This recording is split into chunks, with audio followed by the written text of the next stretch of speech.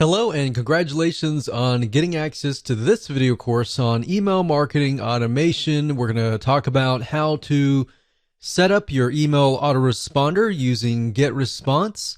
And in addition to that, we'll talk about some more advanced strategies as well. So this is video number one, which is the introduction. And what I want to do is talk about mindset, because having the right mindset is crucial before you actually jump in and begin to build your list and use this system to essentially build a relationship with your prospects. And of course, in addition to that, with the intent of course, getting them to open your emails, getting them to click your emails, and then, of course, get them to buy or take whatever action that you are trying to get them to take. Now, as far as mindset goes, you want to think quality over quantity, meaning instead of trying to reach everybody, instead of trying to get 1,000 people onto your list, don't worry about the big list. Be concerned more about attracting the right person. So at the end of the day, you want to make sure that you build a list of people who have the problems, who want the solutions that you're providing. Now let's talk about what you need. Obviously, you're going to need to have a autoresponder account, and we're going to be using GetResponse. So if you want to go to getresponse.com and create an account, you can do that, and we'll be walking you through step by step. You need to have a product or service to sell or an affiliate product. So either it's going to be your own product or it's going to be somebody else's product. But either case, you're going to need to have an end goal. You also want to have access to an email autoresponder series. In other words, a bunch of emails that are sequenced from day one, day two, or however you want to set it up to build that relationship, to warm people up, essentially. Now, don't worry if you don't have one right now. You'll actually learn how to create one that converts and gets high open rates and high click-through rates. So here's a quick overview of what's inside this video course so you know exactly what to expect. And that way, when you're able to piece everything together, you're going to be able to implement it at a faster rate. So obviously, this is video number one. Video number two, we're going to talk about what's your end goal. And the reason why this is important is because if you don't have an end goal, you don't know exactly what you're trying to achieve, then you're not going to be able to build the list correctly, right? Video number three, we're going to talk about creating a connection, understanding the demographic of your prospect, who they are, what their typical day looks like, and that way you're going to be able to write an email series that connects with them, that builds that relationship, that makes them feel like, wow, you're talking directly to me, right? Video number four, we're going to talk about the backward email funnel, meaning how to create a high converting email autoresponder series. Video number five is going to be a quick overview of GetResponse, meaning we're going to jump right in. I'm going to show you the dashboard. I'm going to show you around. And that way you get a better idea of what to expect before we actually use GetResponse. Video number six, we're going to talk about creating a list. So we're going to jump straight in. I'm going to show you how to create a list. I'm going to show you how to set up an autoresponder series in video number seven. Video number eight, we're going to show you how to set up your emails inside of GetResponse. How do you set up day one, day two, or based on how you want to set up these series, how do you set those up so that, let's say you have a email autoresponder series of 12 emails. How do you set that up properly so that it is released based on the time that you choose? Video number nine, we'll talk about setting up web forms. And video number 10, we'll talk about list hygiene. Believe it or not, cleaning your list is very important. And if you don't do it frequently, what happens is over time, people's emails get outdated, they delete them, and then you're emailing an email box that is no longer existing. And what that can do for you is that will negatively impact you in the long haul. We'll talk more about that as a bonus advanced strategy, and how you can essentially make sure that you constantly get a high open rate. So with that said, that's the end of video number 1, and we're going to move on to video number 2. Hello and welcome back. This is video number 2, and we're going to dive right in and talk about what's your end goal. So before we jump in and talk about the technical parts of how to set up your email autoresponder series, it's really important to understand your end goal. Like, how many different ways and different opportunities do you have to profit, right? So unless you really understand at least a little bit of your plan, then jumping in like everybody else to just build a list is not going to be productive at the end of the day, right? So that's why I am going to focus on these few videos on what is your end goal, how do you create a connection, and how to understand your demographics and who you're talking to. That is actually something that most people totally forget about, and they skip that. And when they skip that, you actually end up failing or not profiting as well as you should be at the end of the day. So what I want you to do is I'm going to ask you a bunch of questions, and at the end of this video, I want you to pause it, take your time to jot down the answers to these questions before you actually move on to video number 3. So I want you to ask yourself, are you selling a product or a service? Jot that down. If not, are you selling an affiliate product? Now, if you're selling a product, obviously you could sell an affiliate product in the long run or vice versa. You really just want to get an idea of what your end goal is now, and what your future end goals could look like is fine. And the reason why I ask you to write this down is because if you're selling your own product, you can do a few things like build a relationship, and there's a few more things that you could easily do, like brand yourself, provide more value, and there's a different way of doing it, basically. If you're selling an affiliate product, you could still build a brand, but you're selling somebody else's product, so you need to gear it in a certain way. So in other words, if you're selling a product or service, you need to clearly understand what are the problems that your prospect faces, right? And give them tips and pointers along the way, and build a relationship with them, gain their trust so that they're interested in your product or service. Now, if you're selling an affiliate product, on the other hand, then you may not be required to do all of that. Instead, you can provide a little bit of value and build that relationship up front. And then, of course, you can sell somebody else's product. So it's similar, but it's a little bit different slightly.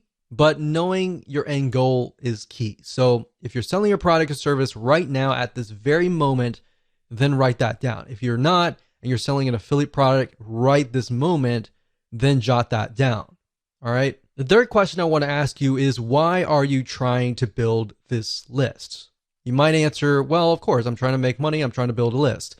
I'm trying to print money. And that's everybody's goal. But I want specifics. I want you to write down, why are you trying to build this list? I want to make more sales for XYZ product. I want to help more people who are facing this particular problem. In fact, jot that down. I want to help more people who are in this very specific niche, in this very specific demographic. I want to help more people like me. Jot that down, because then you can use that later in your email autoresponder series.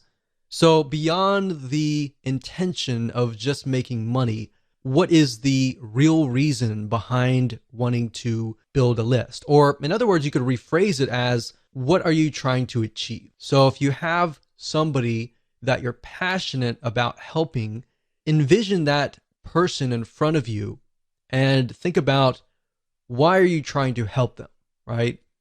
What are they facing?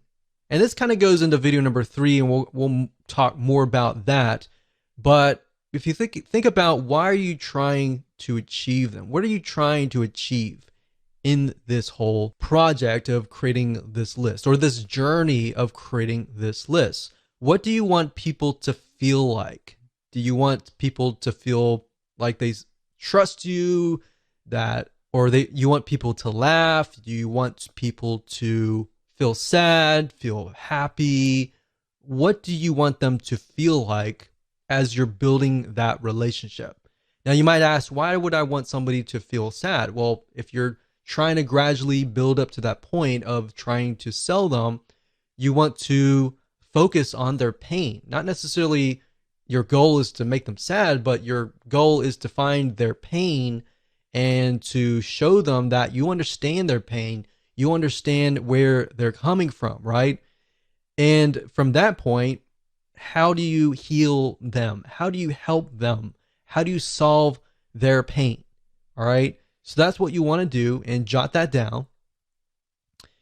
So what I'm trying to get at is there should be a very specific reason why you're building a list. Building a list just because you're told that it's a great way to print money is not the best reason. In fact, money should come last. Helping people should come first. If you can help 1,000 people, and those thousands of people are truly helped, or you provide them with a solution, even if they were to pay you $10, every single one of them, that would be about $10,000. Now, that doesn't mean that 1,000 people will sign up on your list and all 1,000 people are going to buy from you. My point is, what is that passion? What is that drive that comes first before the money? Because if you focus on that and you focus on helping people solve their problems, believe it or not, you're actually going to build a more successful business compared to the other guy who is just focused on building a big list for the sake of money. Hopefully that makes sense. So these are all very important questions, and you should pause this video right now and write down the answers to them before you move on to the next video, which is video number 3. Okay, so welcome back. This is video number 3, and we're going to dive straight in, and we're going to talk about creating a connection. So you kind of got a sneak peek preview of a little bit about trying to create a connection in the previous video. But before we write out your email autoresponder and of course jump into the technical setup, you really need to understand people's problems, what they face, and what the solutions are. So what I'm going to do in this particular video is to help you figure that out and help you solidify what that really looks like. Because the reality is that before you can even do that, you need to do a bit of research, kind of demographic research, or in other words, what does somebody look like? What does your prospect look like? And understand what somebody's typical day looks like. Now, you might be wondering, why would I ever want to know that kind of detail? That's actually very crucial, because if you understand what happens in their day-to-day, you will understand their frustrations, you will understand their happiness, you'll understand their problems, and you'll understand how to create a connection with them to go beyond just, okay, you're behind the scenes, you're behind the computer kind of thing. You'll create a connection, even though you're worlds apart or countries apart. You will create a connection that will click. And that's the end goal of this particular video. That should be the end goal of your list. So my question to you is, does your prospect within your niche lean heavily towards male or towards female? Or does it equally move towards both male and female? So in other words, in order for it to lean just towards female, is if, let's say, for example, that niche is 90% female, or even 95% female, or even 75%. But even 75%, you're kind of moving towards that 50% so that it's both male and female. But if it's heavily towards males or heavily towards females, 80% above or 90% or above, then you want to jot that down. The next question is, what is your product or service or affiliate program trying to solve? So let's pick a niche. For example, survival niche. That niche tends to lean more towards males.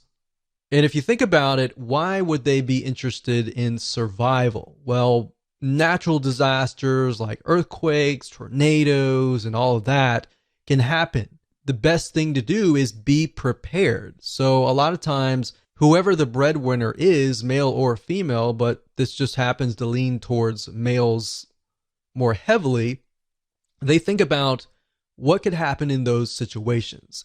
Is my family prepared? Or am I prepared enough to help my family in these dire situations? So if you have a product in that case, then you could essentially build a lead magnet or an email autoresponder series that touches on those pains, those fears, the ones that keep them up at night, knowing whether or not their family is going to be safe in these natural disasters.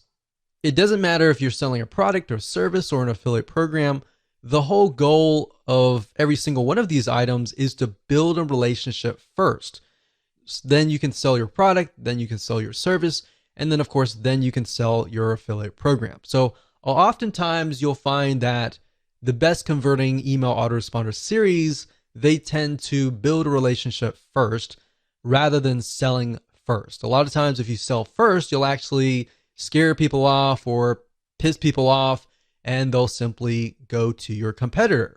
So if you think about these things and what essentially keeps them up at night, jot that down right now. In fact, pause this video and jot that down so that you have a better understanding of what you could potentially talk about in your email autoresponder series.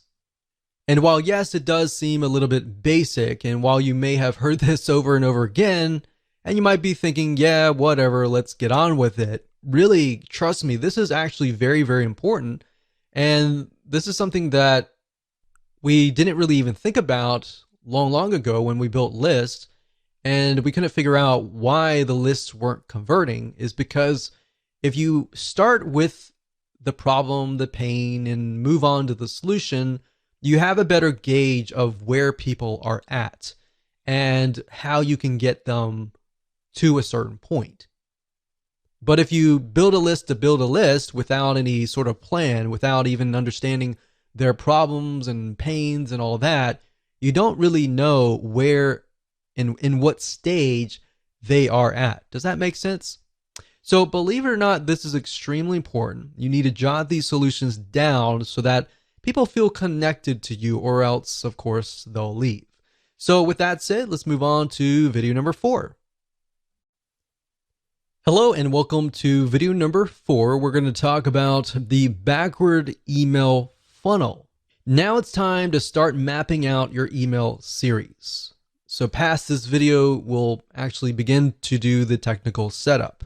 So obviously, if you do not have an email series yet, then make sure to watch this video step by step, watch it twice, because we're going to show you how to create a high converting email funnel. Even if you have an email series that is already written up, I highly recommend that you watch this video, because we're going to talk about some more advanced strategies that will help you create an email series that will get higher open rates and higher click-through rates. So if somebody gets your email, they're going to be interested and they're going to click through. So to speed things up, you're going to learn how to set up a backward email funnel based on what you wrote in video number 3. So if you didn't jot things down, then make sure you go back and do that. But of course, if you're a visual learner and you want to watch through everything first, that's fine too.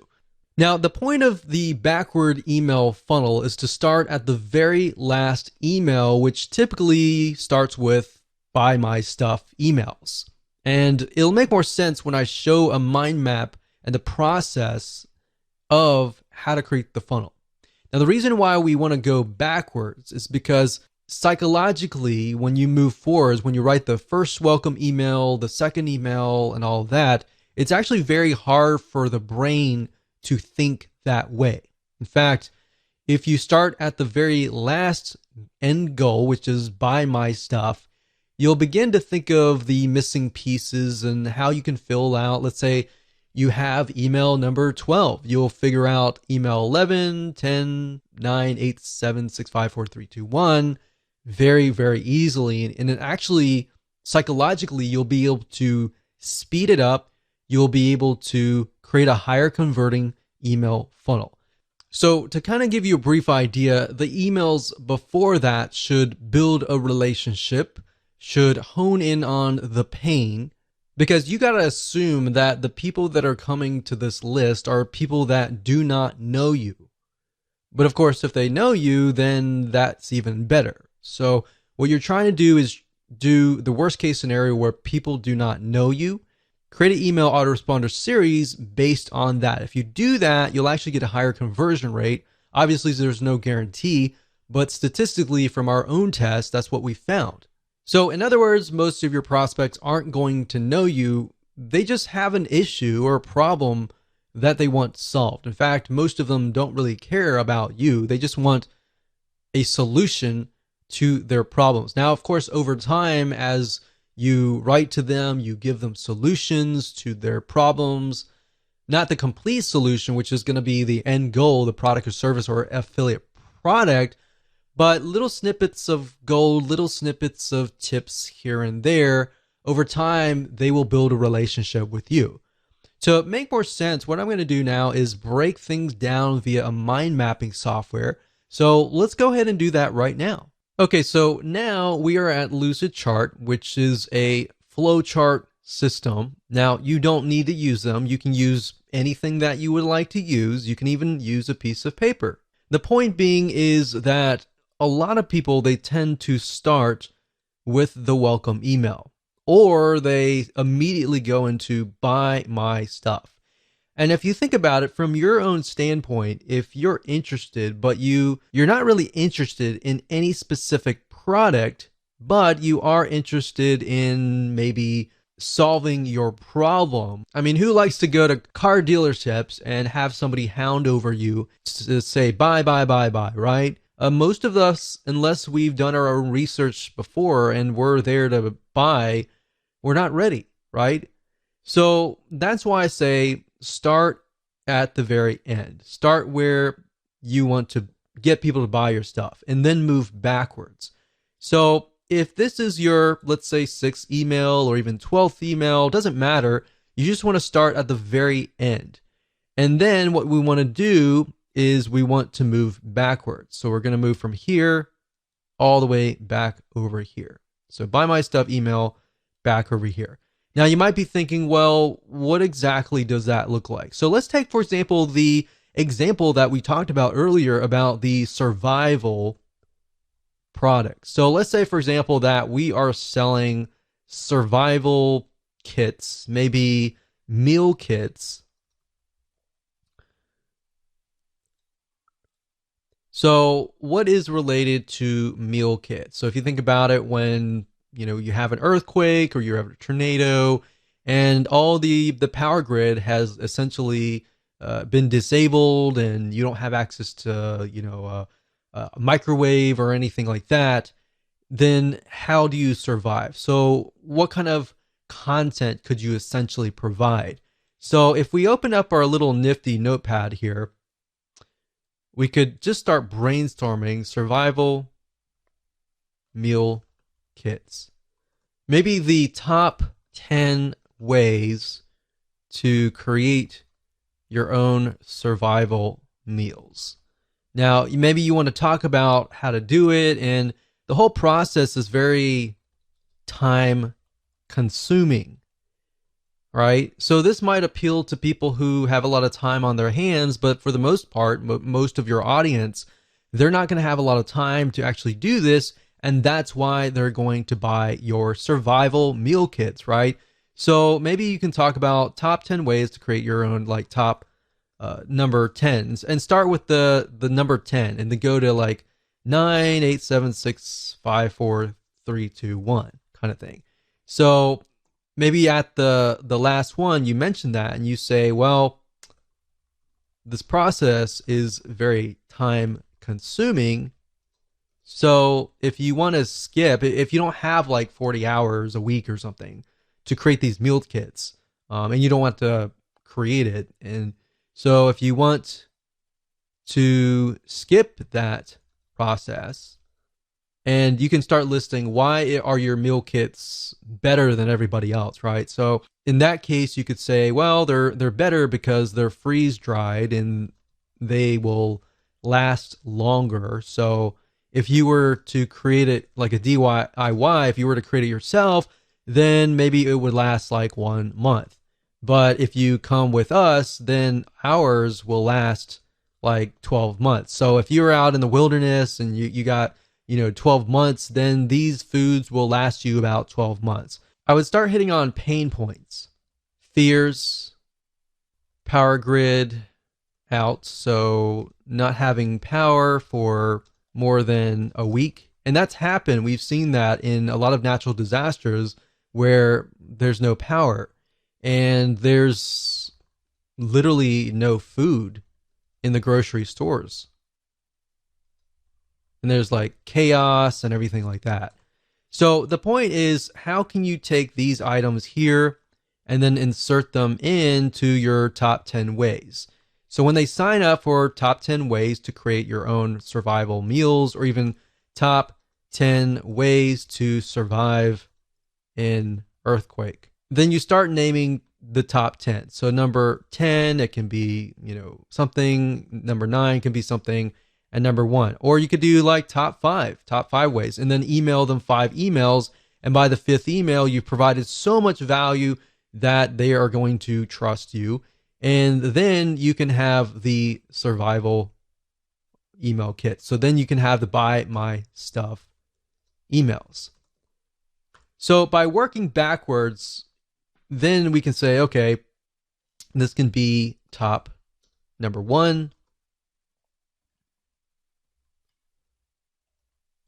And then this can be 2, 3, 4, and 5. So we can work that in here. 2, 3, 4. So let's just do 4 just because the screen's so big enough. So top 4 reasons. Now I will say one thing that we've tested out is top 4 and 5 tend to work better. Anything beyond that tends to be a little bit more overwhelming unless you can fit that into other emails. So we found that actually the top 4 ways actually does really well. Top 4 or 5. So by this point, they're definitely going to want to stay to the number 1 way, right? So if you start with number 1 here and move backwards, that's fine if they're all equivalent, but if the biggest and the best way is number 1 here, leave the best for last, and that way they'll actually click through, right? So that's why I say start at this point. Now, if you wanted, you could do that as well, but if you start from this point, you begin to ask yourself, okay, what makes my product different than if you were to do it the manual way? So let's say, for example, that you were selling a piece of software, all right? Same concept.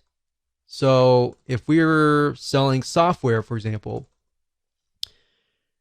a lot of times with software, you want to show the manual process, meaning the time-consuming process. In fact, if you notice, a lot of software companies nowadays are coming out with a lot of free training, free academy training type deals, because what they want to do is they want to show you how to do it for free. But then you realize, I don't want to do all this. I don't have much time in the day. I would rather buy a piece of software and speed the process up. But in order to get you to that point, they need to show you the value, right? In order to that, you need to see the value. So in that light, you could show the manual process. So let's show you a different scenario here. So let's move this down. So this is a totally different scenario here. So let's say, for example, you're selling a piece of software. So you could say, instead of saying top 4, 3, 2, 1, you could talk about the manual process. So this could be in the form of a blueprint, a secret plan, step-by-step plan, a video course.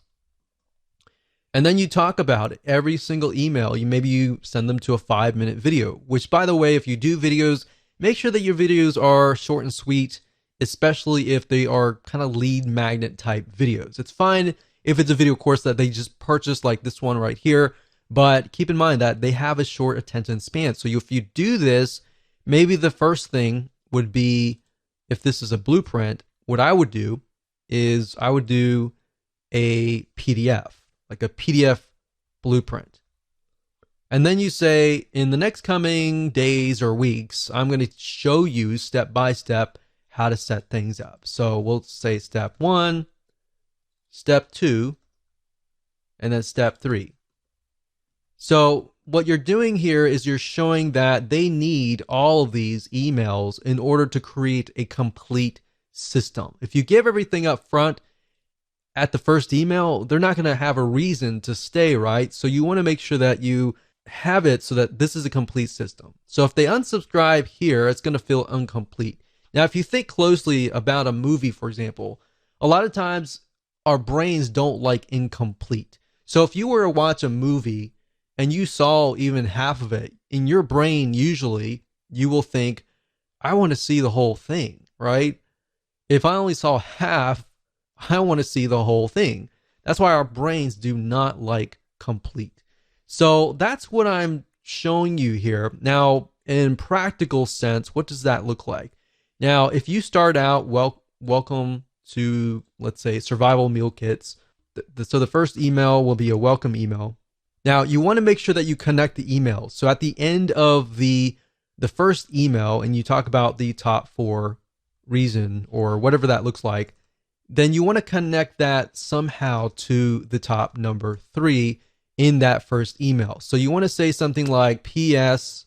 I'm going to send you an email tomorrow or the day after tomorrow or whatever on top number 3. The second email is going to be, all right, so we talked about this in the first email. Let's talk about top point number 3. And then, of course, in the PS, you're going to say, I'm going to send you an email in 2 days for top point number 4. So actually that's 4332, not 4. So that's 2. So I don't really need to go on, but the point is you need to connect them. So now that the arrows are going this way, we can actually move the arrows back. So the reason why I go backwards is because you take a little bit of content here and you move backwards. You take a little bit of content here and you move backwards. So when they sign up for this, they're naturally going to want this content, this content, this content here, and they're naturally going to want this content here. Believe it or not, this is the same strategy that we have used to get literally 50% open rates and 20% click-through rates, which is just insane. We've even seen in different niches 75% open rates, which is crazy. So as long as you understand this process and you follow along with the backward funnel and you write these emails in this way, connect to the right person and talk directly to them, you'll actually get a better conversion rate. So I hope that helped you. It's simple, but it's powerful. Okay, so now that you understand how to build your email autoresponder series, let's jump right into video number 5 and talk about a quick overview of GetResponse. And what I'm going to do in this video is to give you a overview of the dashboard itself. I'm going to walk you through, we're going to log in, and that way you have a better idea of where everything is and what we're going to actually use. Okay, so what you need to do is go ahead and go to getresponse.com, as you can see here, and you're going to see some basic plans, and I recommend that you get the very basic monthly plan. Don't do annual yet until you get a better idea of if you like GetResponse or not. Now, it runs very similar to other autoresponder systems. Some are beneficial in certain areas, but at the end of the day, we're just trying to build a basic list. So up at the top, you're going to see contacts. Now, obviously, if they change the user interface, it will be slightly different. Now, the basic plan is just going to give you access to the contacts, which is building your list and doing broadcasting and creating autoresponder series. Now, what is broadcasting? Broadcasting means that if you have a list of, say, 100 people, you can email them all at once. The autoresponder series, however, on the other hand, will work based upon how and when somebody actually signs up. So if somebody signs up today, their autoresponder series sequence is going to start today. If somebody signs up 2 months later, their sequence is going to start 2 months later. Now, automation, you might have access to landing pages, basically allow you to create landing pages, opt-in pages to help you build your list. Now, if you're using something like Leadpages or any other external third-party system to build landing pages, then you can connect to GetResponse through API. Now, I'm not going to show you how to do that in this particular video course because that's not the whole goal of this video course. So you might have access to that. Now, if you have the basic plan, you're most likely not going to get access to the webinars and other elements, as you can see here. So mainly, you really just need to focus on contacts and email marketing. So let me go ahead and open these up so you can kind of get a feel for what these are.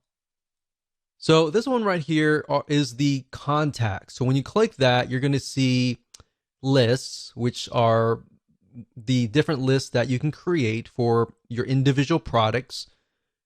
You could create a customer list for one product and then maybe a prospect list for that product as well. And like I said, the more specific the list is, the better it's going to actually convert in the long haul. So you have lists, you can do a search, you have statistics on seeing what's actually happening within your list. You have list hygiene, which allows you to clean your list, and blacklist basically means you can blacklist them from ever signing up in one of your web forms ever again. And you have other items here, but we really don't need a lot of these. Really, you just need to focus on lists, which allows you to create a list. You can add contacts if you have, an external spreadsheet of email addresses. Then we go to email, and under email marketing, you have newsletters, and then you have autoresponders. Newsletters are like broadcasting. So if you email them one time and everybody gets the email at one time, and then autoresponders are, of course, what we're talking about in this course. Drafts are simply emails that you created, but you haven't really sent them out yet. So you can retrieve them at a later date if you want to. And of course, you have RSS to email. We hardly use that in statistics, which you definitely need to use. And of course, if you click on landing pages, you can go here and create landing pages. Now, the items that we're really going to focus on are mainly, like I said, creating a list, like here, and then creating an autoresponder series right here. So with that said, let's move on to the next video. Welcome to video number 6, and we're going to start getting technical, and I'm going to show you how to create a list within GetResponse. And a list is basically the first step. You can think of it like your campaign, and some autoresponder services will actually use campaign as the name of the list. So you'll see list, you'll see campaign, and it's pretty much all the same thing. Now, before we talk about different ways to build your list and different types of opt-ins like single opt-in or double opt-in confirmation lists, and which one is potentially better for you, when you create your lists, a lot of times a question might arise, which is, should you create a different list for every single product that you have?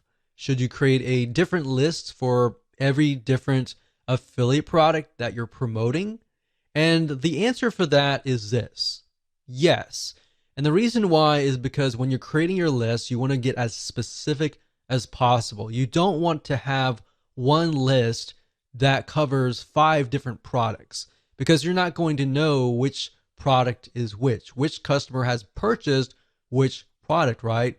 And even if you can segment it further and deeper than that, like let's say somebody has purchased this product, but they also purchased like a one-time offer. Or this other list, you have somebody who purchased product A and did not buy any of the one-time offers. So that way you have a better view of who is actually on that list. And that way you understand exactly what stage they are coming from. Now, what I want to do now is talk about double opt-in versus single opt-in. And this is a very common question that is asked over and over again, and a very, very important question. Now, if you don't know what these are, pay close attention. We're going to talk more about what each of them are. And then, of course, we'll talk about the advantages and disadvantages. So, single opt-in means if somebody subscribes to your email list, they go to your landing page, they fill in their name and their email address, and that's it. When they click submit, they get automatically added to your list. Now, here is the problem with that. If they do that, there's no way to prevent them from entering a fake email address. So nowadays, most people are very reluctant on giving out their email address. So therefore, there's a lot of email services out there that give you a disposable email address that only lasts sometimes 10 minutes. Now, the problem with that is that when you get fake subscribers, it will actually hurt you in the long run, especially when you email fake emails. Because at the end, whenever you send out emails, Gmail, AOL, and big companies like that, they'll see that you're sending emails to fake emails, and then, of course, they will think that you're a spammer. So what we found is 3 out of 9 times, or even more, sometimes even a half, most people will enter a fake email. So the bad news is if you build a list of single opt-in subscribers, your email service will assume that you're a spammer, and then out of nowhere, your account will get shut down months later. Or worse, you can continue emailing them, but all these different email service providers, or what we call ESPs, like Gmail, AOL, and more, they will start listing you and blacklisting you as a spammer. So every time you email out, you don't know how many of those emails are actually getting to your subscribers' email box. So even the people that want to hear from you, the emails might be going to their spam folder. So this isn't something that a lot of people are told and when they begin, and they normally find out later. So if you don't even know about this, then this is actually very common. Most people don't really realize that this is actually happening. Now, one way a single opt-in can work is if you are getting customers to subscribe to your list because they already trust you. So the only time that I would use single opt-in, in other words, is for people that actually trust you and that have spent money to trust you. Here's what double opt-in is. Double opt-in is when somebody signs up, and let's use the example before where they fill in their name and email address on your landing page and they click submit. Now, at this point, they're not going to be added to your list. They're going to be added to a sort of pending list.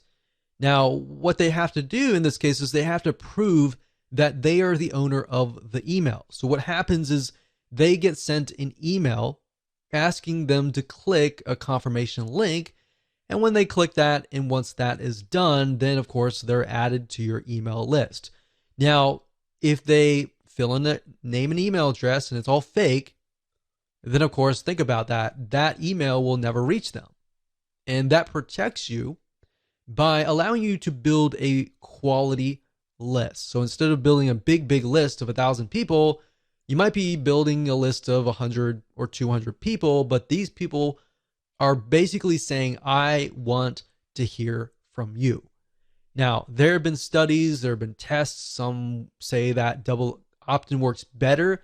Some say that single opt-in works better. So really, at the end of the day, you're not going to know until you actually test it out. Now, given that double opt-in, if you send about 1,000 people and you get, let's say, for example, a 50% conversion rate, then 500 people may opt in. And if it's a single opt-in, then of course 500 people would be added to your list. But if you do double opt-in, 500 people may opt in, and maybe 100 of those are fake, and maybe you'll only get 300 people to actually confirm their email. But at the end of the day, what we found is double opt-in actually converts better. You're going to get a higher conversion rate, higher open rate, and higher click-through rate That's going to help you as far as dealing with the email service providers like Gmail, AOL, and all these other email service providers. And your reputation will move up. Your emails, when you send them out, are going to land in people's email inboxes. And of course, because you're emailing people that want to hear from you. So that's why we found in our tests that you will actually get a higher rate of opens, a higher click-through rate. So like I said earlier, the downside is if you send 1,000 people to an opt-in list, that's going to be a much lower conversion rate. But at the end of the day, we recommend that you go for quality versus quantity. So now that that is out of the way and we've talked about the fundamentals and some advanced strategies, let me show you how to create a list within GetResponse and explain some details surrounding this feature inside of GetResponse. Okay, so as far as creating a list, it's actually very, very easy to do once you understand how everything is laid out. So even though it might take me about 5 or so minutes to teach you, once you get a hang of this and once you start creating a list after list after list, it'll actually be easy. In fact, as I will show you in just a minute, once you have created your list and you've created all the settings and done all that, once you create the second list, you can actually copy the settings from the prior list. So you don't have to set everything up again, essentially. So what you need to do is go under contacts, click on lists, click create list, and then of course, name your list. So we're going to do a new test list 1. And of course, you can click copy existing list settings. So if you've already created a list before, you can select that. You can select the list that you want. So you could select whatever list that relates to that particular product and then set that and click create. So we're not going to copy any settings here. We're just going to do it from scratch. We're going to click create and there we go. So this right here is the new list. So now if you put your mouse over here, you're going to be able to see other elements like add contacts, make defaults, settings, show contacts, show newsletters, and show autoresponders and delete. So adding contacts, what that means is if you have a external list, let's say for example, you have an Excel spreadsheet of a list of customers, then you can click add contacts and you can actually import those contacts into GetResponse. Now, I would say be very careful with this. When you do that, make sure you clean your list or make sure that your lists of people are active. Now, the reason why we don't really do this a lot is because when you're just starting out with GetResponse, you're building a reputation, or GetResponse could be ConvertKit, could be any other autoresponder series. You're building a reputation. And the best way to build a reputation is to start from scratch and build a list from scratch and build a double opt-in confirmation list, because then you will get less people who are spammers, fake emails, and all of that. You get people basically who really want to be on your list. Now, make default, all that means is that when you email out, it's going to come from this list. So we don't really want that. Now, click on settings here. And settings allows you to see the name, of course. Now, keep in mind that when you use something like Leadpages or any other landing page creator and you connect to the GetResponse API, what's going to happen is you're going to see the list name. So when you connect to GetResponse and you refresh the details and you connect Leadpages, for example, to GetResponse, you're going to see the list name. So you want to make sure that you choose a name that is something that you will remember and that is clear to you. So you want to try to create a naming convention essentially, because you're not going to see the list title or description or any of that. So what you could do in GetResponse, however, is create a list title and description so that if you ever forget what the list name is, then you can always refer back here and figure that out. Now, the next thing is you can choose the category, as you can see here, and of course the language. Now, right below that is going to show the postal address, which is very important. And this address is going to show on all of your emails. So anytime you send out a newsletter broadcast, which is to everybody, or an autoresponder series, they're going to see your mailing address at the very bottom. So if you want to, for example, rent a UPS mailbox or a post box and put that there instead of putting your own private mailing address, that would be highly recommended for you to do. Now, of course, this just allows you to customize the list. You can add your logo and all of that. Now, if we click on subscription up at the top here, you can see that this option will allow you to receive subscription notifications. So basically, every time somebody signs up on your list, you'll receive a notification.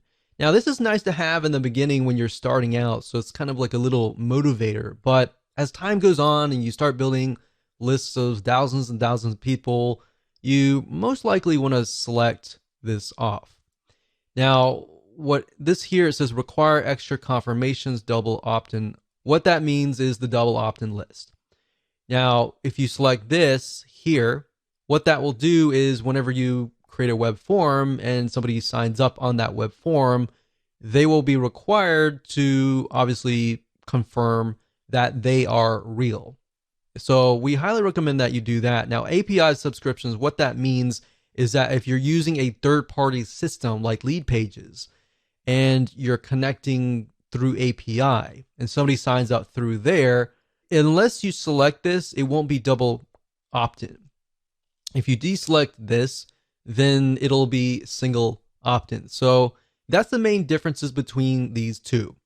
Now it says preview pages your contacts will see. So this is very standard. Once you understand this, this will be standard throughout other systems. But the confirmation page is a page your contacts see after they confirm sign up. All right. So if somebody were to sign up via the web form and they click the confirmation link, they'll be sent directly to this page. And then, of course, the unsubscribe page is the page whenever they click the unsubscribe link. So unsubscribe success page basically means the page your contacts see after they unsubscribe. And of course, newsletter directory, your newsletter archive page. We don't really use that unless you want to show people all of your archives.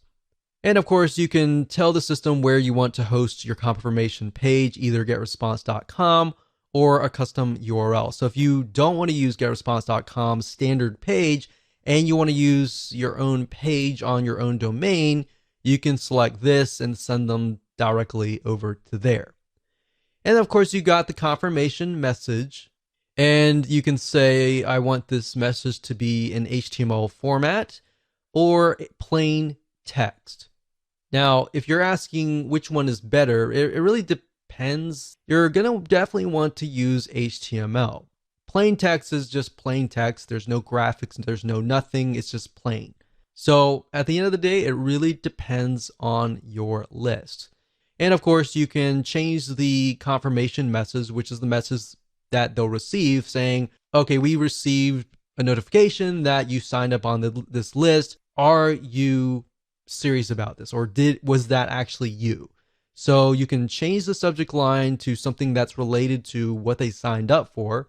And then the from address is, of course, your email from. And if they want to reply to, you can send them to the same address or a different address. And of course, when you're done, you can click Save Confirmation Message. Now, if we go back over to here and go under the new test list 1 and put my mouse over here, so we went to settings and show contacts. All that does is just shows your contacts. So obviously, if you just created a new list, you're not going to have any contacts.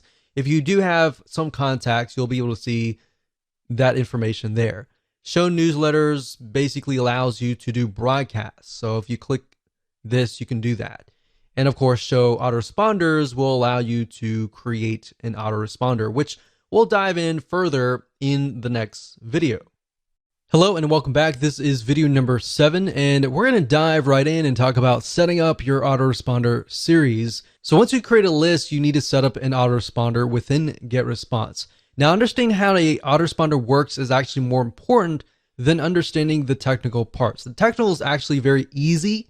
Understanding how an autoresponder works is crucial, because then it doesn't matter if you're using GetResponse or any other service, this can actually cross different platforms. as long as you understand the concepts.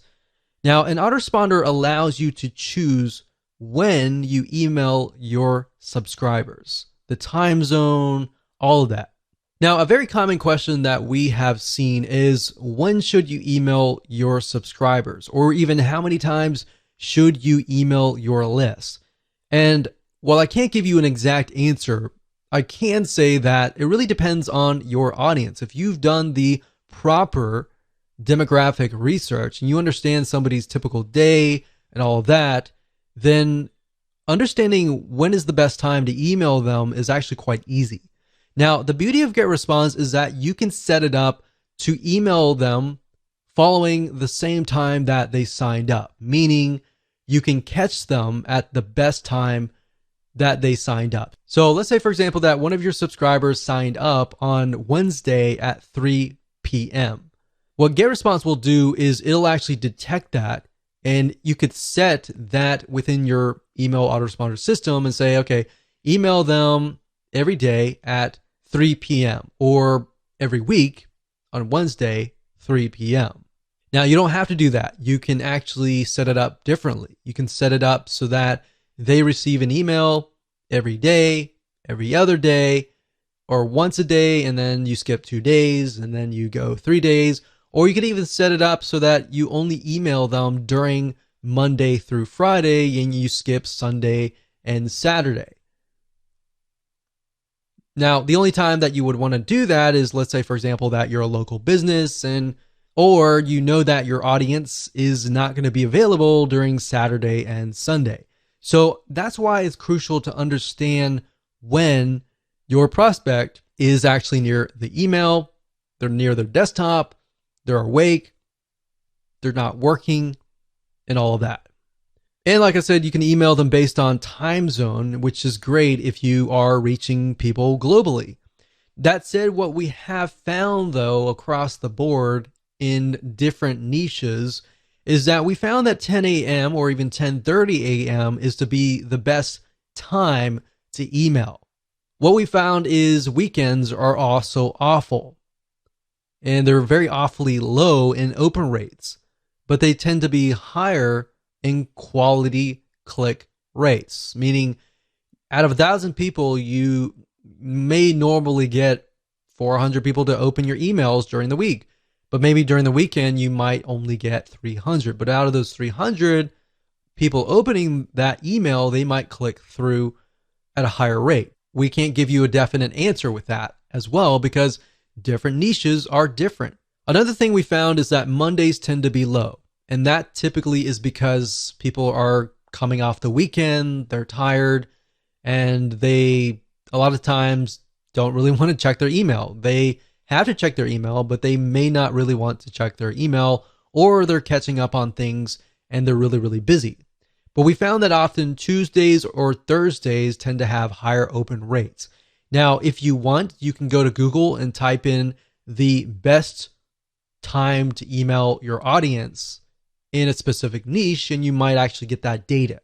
Because a lot of the email autoresponder services out there will actually collect this data and provide that to you. Like I said, at the end of the day, you don't really know. Unless you really know your audience and you know what their typical day looks like. You know, out of 1,000 people, the majority of people, they wake up, they go to work, they come back. Maybe during lunchtime, they are actually near the computer at 12 p.m. or even 11:30 p.m. You know that. And you know that they come back home. The best time to reach them maybe 7:30 or 8 p.m. during their time. So that's why understanding their typical day and what that looks like is so crucial. So now that I've covered some basics here, let's jump right in, go to GetResponse, and I'm going to show you how to set up an autoresponder series using the GetResponse system. So there are two different ways to create an autoresponder series. You can either go under email marketing and straight to autoresponders, or you can go the roundabout way if you're at the contact list section and go under contact list, go where we showed you earlier and select show autoresponders. But if you select that, you're essentially going to be sent over here. So it's just easier to go here. But I wanted to show you that just in case and you have a better idea on how to navigate GetResponse. So now that we're here, we can click Create New, and we're going to create a new autoresponder. So this was the new tests list 1. And we could call this like survival meal. So this is obviously for you and you alone. Now on the list, we have to connect the autoresponder to the list. So we have to select this and then find the list, which is the new list 1. So we're going to click this. And as you can see here, I went ahead and selected that. So you need to connect that too, otherwise it's not going to work. Now right here, this tells you when do you want the first message to be received. So after they confirm that they are indeed real and genuine, then the next thing is when do you want them to receive the email? Now, it's my recommendation that you immediately send them an email. So I would put day 0. And while that doesn't really make sense because it should be day 1, that's how most autoresponders are set up. So day 0 really means 1, immediately. Day 1 usually means the next day, 24 hours after that. So that's that. You can send the message immediately with delay of. So if you select that, you could say, well, I want them to receive it maybe a couple hours later. So the way and the reason why you would need to do that is, let's say, for example, that you're a consultant and you get people signing up on your forms and you say to them like, okay, if once you sign up, we'll look through your details, and if you're legit, we'll start sending you emails, kind of deal. Or if it's a local business, you could specify that I only want to email on Monday, Tuesday, Wednesday, Thursday, Friday. We'll negate Saturday and Sunday. You could do that as well. So you could send immediately on these days and skip out on Saturday and Sunday. Now, if you're selling info products or software or anything that relies on emailing 24/7 and you don't really want to remove a certain day, you want to make sure that all the checkboxes are chosen. So now what we need to do is we can create the first email. So I'm actually going to dive further into this into the next video, but all you have to do is click create new email, and I'll create the first email here, and then we'll show you how to create the other emails in the future videos. But the message name is the name that will appear in the list of your messages. It's not going to be seen from your subscriber's point of view, but it's just there so that you know what that email is. So if we say survival kits email 1, and that's just for us, the subject, of course, will be different. That's something that your subscribers will see. So you definitely don't want to put the message name. So we could say something like welcome to survival. And then when you're done, you click on next.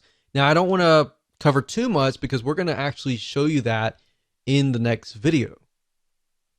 Hello and welcome to video number 8. And in this video, we're going to talk about setting up your emails. So now that you understand how autoresponder systems work and how to set them up, it's time to set up your emails so that we can fill in the autoresponder series and then connect them to your email list. And we'll make sure that you understand everything from start to finish. So let's jump right in. Okay, so I'm starting off where I left off in the previous video. Of course, message name, like I said earlier, is the name for you and you alone. Your subscribers are not going to see this.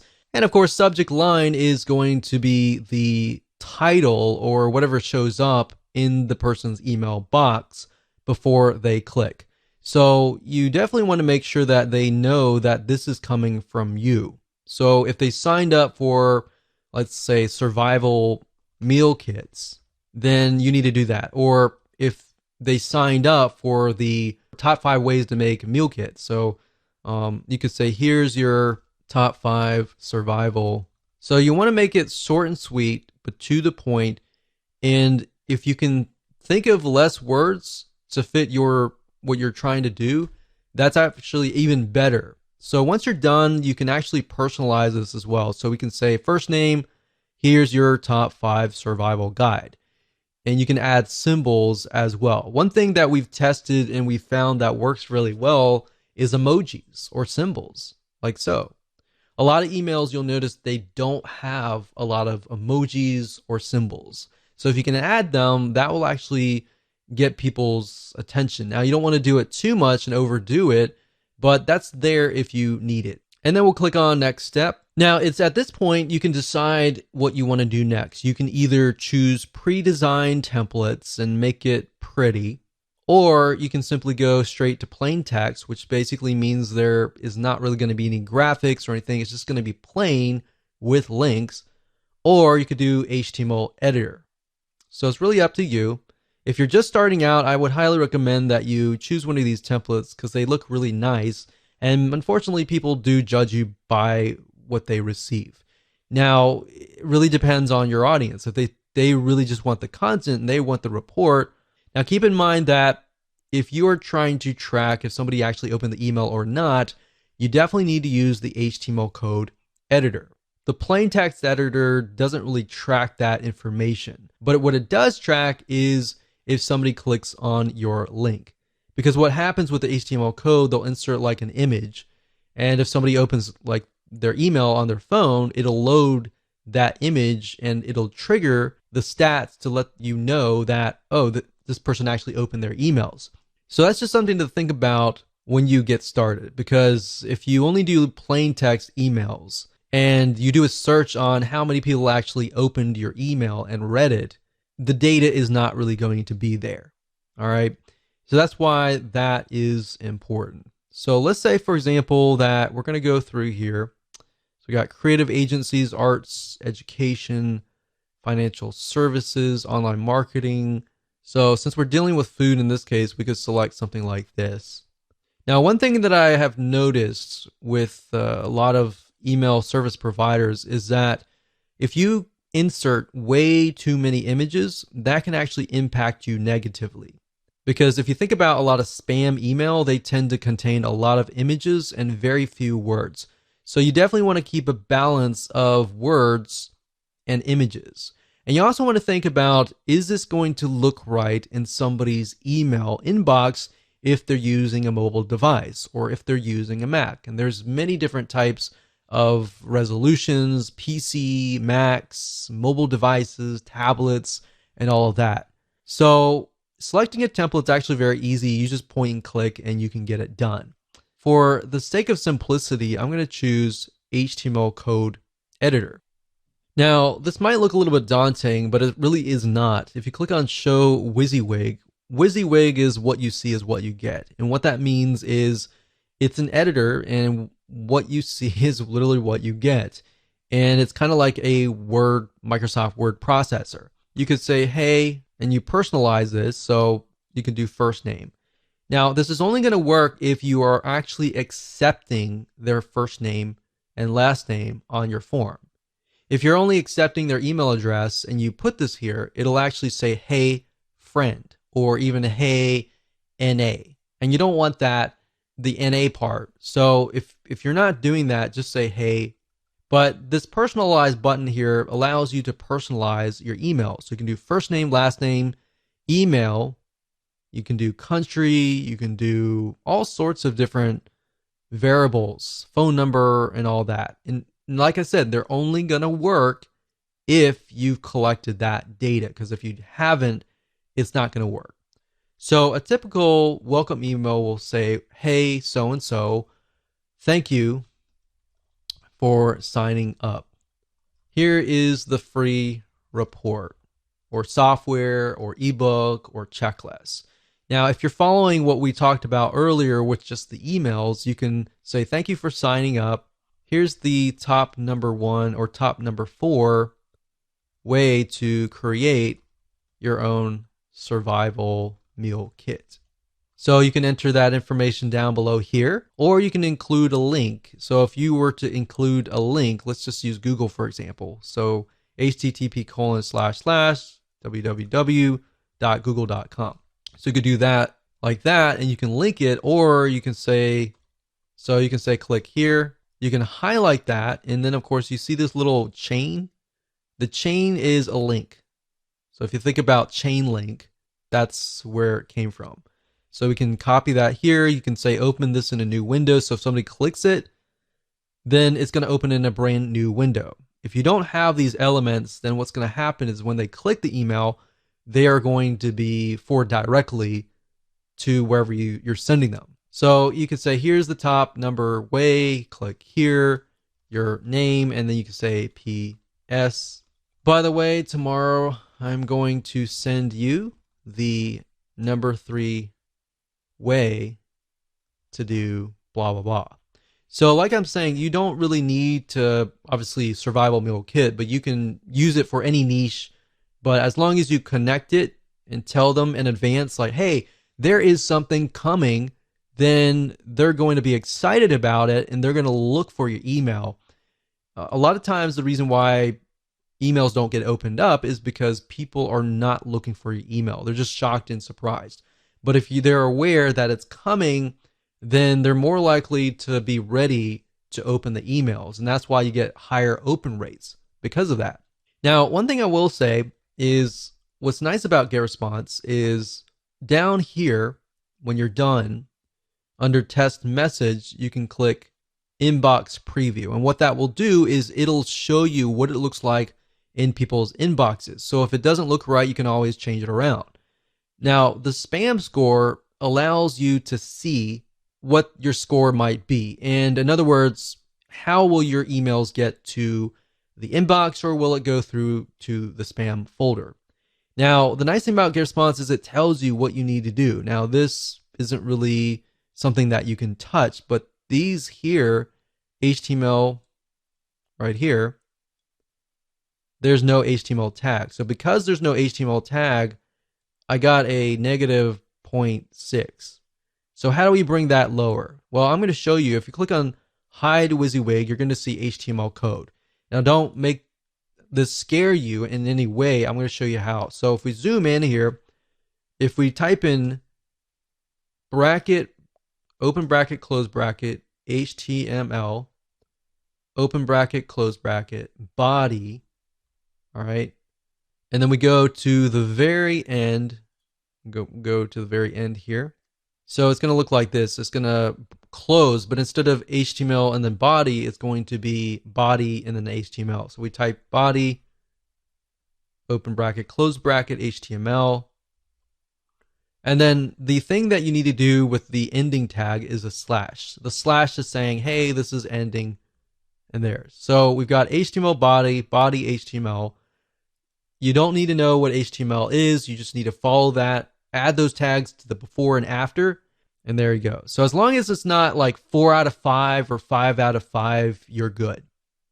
And that's how to do it. So click next step, and then we look at the autoresponder. Everything looks good, and we can click save and publish. And one thing you could do is up at the top here, when you click this here, you can select the list, which is new test list.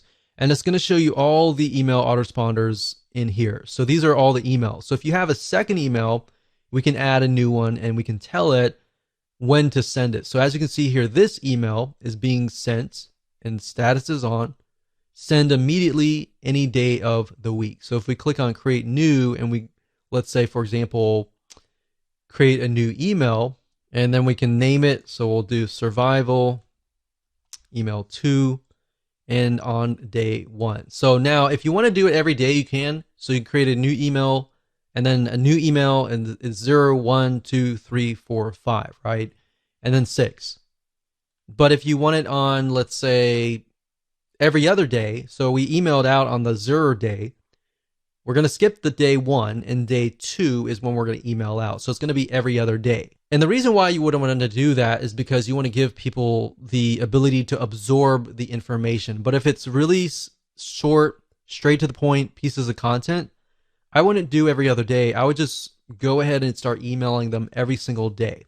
So I would do that, do the same process, create a new email, subject line, message name, do the same thing I showed you, and then you'll click save and publish and you're good to go.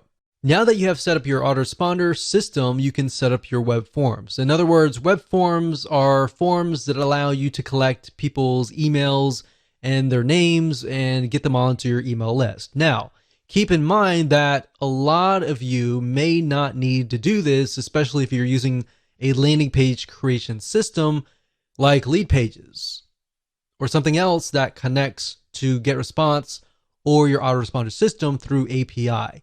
If you're doing it that way, you're not going to really need to know how to do this. You only need to know how to do this if you're not using those systems. Now, at the same time, if you don't know how to do this and you've never done this before, I would highly recommend that you actually watch this video so that you have a better understanding of how things work, because there will come a time where you may need to set this up. So with that said, let's jump on over to getresponse.com and I'm going to show you how to set up a web form. Okay, so to create a form, all you need to do is go to this forms and surveys. So click on this and you're going to see manage forms. Next thing is click on create form. And then of course you'll have the ability to create a form. So you can either use the list builder wizard, as you can see here. So this is a variety of different forms. You can create newsletter signups, free course signups, different types of purposes too, like leave feedback forms, Facebook forms, blank forms, order forms, and more. So it's not just web forms, there are all sorts of different forms. But for this purpose today, and in this particular video, we're going to focus on sign up forms. So we're going to click on newsletter sign up. And even though this information has like nonprofit organization, it doesn't necessarily mean that you have to use that logo. As long as you see something that you like, you can pick it and you can change the graphics, you can change the background, and of course you can change the text. So if we scroll down and we find something that maybe fits our design of our website in our landing page, let's do something like this. Use this template. So now at this point, if you select the items, you can actually change them. So this is a different logo, so we could change it to our own logo, click image, and of course go through the process of finding either a logo or clicking my images and finding your logo. Now, for the sake of simplicity, I try to keep my web forms very simplistic. The text should say something like, sign up for this free report, free ebook, free checklist, the top 5 ways to create a survival meal kit kind of deal. You have to tell people what exactly that they are getting so that they kind of can visualize what they're going to get on the other side. So keep it simple, straightforward, to the point. Enter the name, email, and then sign up for updates. Now, what I recommend that you do, and this is something that has worked well for us, is to change this into something like send me the report. So that way, psychologically, when they click on that, they're thinking, oh, I want you to send me the report, right? If you just have a submit button and that's it, in reality, your conversions are not going to be as high because it doesn't really tell people what they get. So this tells people what they get, but this tells people that, okay, they're definitely going to get something. So send me the report, send me the checklist, send me the report to my email. So that way, the next step in their mind, psychologically, they're waiting to receive an email, all right? Now, you can test this out. If you only want to collect emails only, you could remove the name here. But if you do that, just keep in mind that when you customize your emails and you personalize them, you can't say, hey, first name, because you don't have their name. So going through here, these are just elements that you can add. And of course, you have the layout and the style. You can change the design, the color, and all of that. When you're done, you click on Save and Publish. And there we go. So we're almost done. And now there are several different options that you have. You can say, I will install the form myself, and it'll give you a script code. So this is JavaScript. You can click copy. And then, of course, you can add that to your landing page, you can add that to your blog. Now, like I said, if you're using Leadpages, then you're never really going to have to even go through this process. This process really is only for if you are posting this directly to your blog or anywhere else. You can also say GetResponse will host my form. So what this will give you is a direct link to a URL. So if we go here, when somebody goes straight to that link, they are then of course sent to the opt-in here.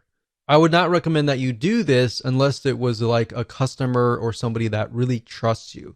In fact, I would highly recommend that you use an external landing page creator, or you use the built-in one in GetResponse. And if you do that, you don't even need any of this information. And that's how to create a web form. Hello and welcome to video number 10, and just want to say congratulations, you have reached the end of this video course. This is a bonus advanced strategy that I'm going to teach you that a lot of times you are not taught. And most people don't even realize that this is happening. So kind of going back to what we talked about in single opt-in versus double opt-in. If you create a double opt-in list, you still need to do a little bit of cleaning, but not as much is compared to that of a single opt-in list where you could be getting a bunch of fake emails.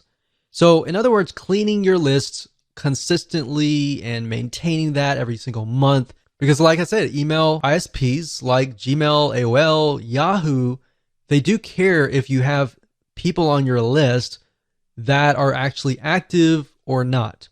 If they're not, that can be an issue. So if you have a list of 1,000 people, and out of that list of 1,000 people, you have 100 people on there that are fake, that will actually hurt your email deliverability. So even if you have 900 people on there that are not fake, because the ESP or email service provider sees you as a spammer, they may not allow those 900 emails to even get to your legitimate subscribers, if that makes sense. So how do you go about doing that by using GetResponse? So what I'm going to do now is let's hop on over to getresponse.com, and I'm going to show you step by step how to clean your list. Okay, so there are two different ways to do list hygiene. And one of the ways is by simply going to getresponse.com, logging into your account, going under contacts, and then of course you will see list hygiene. If you go here, you'll see delete contacts or blacklist. If you click on blacklist, this will allow you to enter email addresses of people that you want to blacklist across your whole account. So to do that, what you can do is go to blacklist, click global blacklist for my account. And what that will do is it'll remove them totally from all of your lists, meaning anytime somebody tries to sign up again, they won't be able to sign up. Now, obviously, they could get around that by entering a fake email if you had single opt-in turned on, or they could use a fake email address even if you're using double opt-in as well. So this only protects you to a certain degree, and this works actually really well in a lot of non-technical niches, especially.